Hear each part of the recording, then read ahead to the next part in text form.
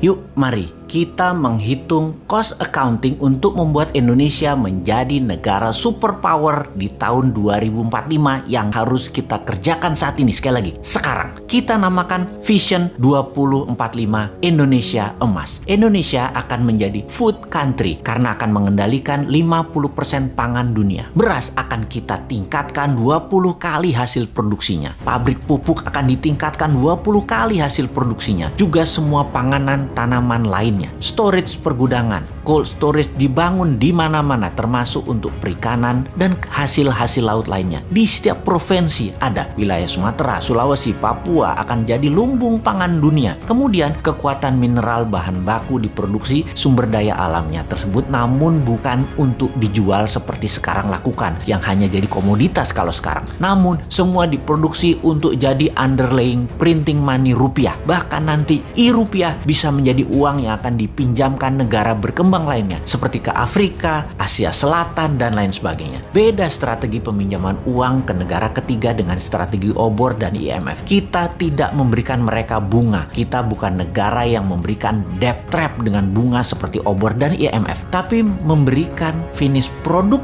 yang mereka buat untuk Indonesia dengan harga 20% lebih murah untuk produk dan bahan yang Indonesia tidak bisa produksi. Lebih elegan cara kita. Namanya juga New Mind. Lalu kita akan menguatkan kekuatan armada perang kita dengan 4 angkatan perang dengan kekuatan laut didahulukan. Armada laut dan transportasi laut Indonesia akan menjadi terkuat di dunia karena akan membangun kapal mulai dari kapal nelayan hingga kapal kargo, mother vessel hingga kapal perang. Kita akan kembalikan kekuatan kerajaan Sriwijaya dan Majapahit. Ditambah mata elang, kekuatan pesawat udara jarak pendek di mana Indonesia akan memproduksi pesawatnya Pak Habibie. Lalu kekuatan Space Army dengan satelitnya ada di mana-mana. Lalu kita akan membangun infrastruktur jalanan, rel kereta api, pelabuhan kapal laut, terminal bus, dan truk kargo untuk mobilisasi produk dan manusia termasuk memproduksi kendaraannya. Lokal kontennya harus mendekati 100% semua proyek ini. Dan ada sebuah hal yang penting lagi, yaitu membangun 10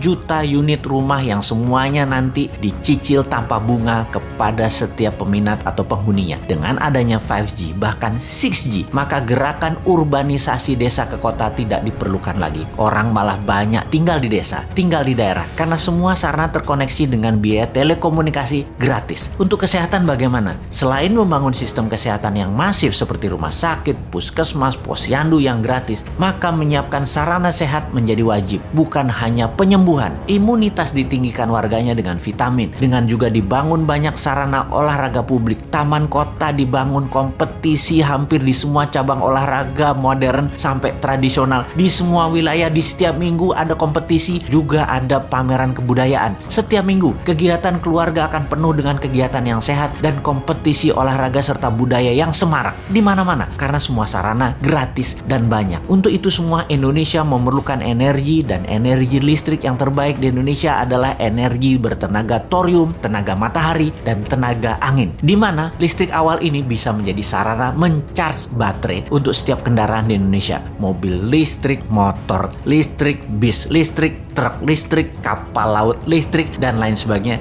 Hingga power plant tenaga batu bara yang merusak lingkungan itu akan hilang dalam 5 tahun ke depan. Cost accounting ini mohon ditambah lagi ya sahabat. Capek juga berhalu sendirian. Wahai sahabat New Mind, halunya dilanjutkan di komen Anda di bawah ini. Tenang, uangnya ada. Pastinya bukan pakai hutang negara lain ala janji suci yang lalu ya.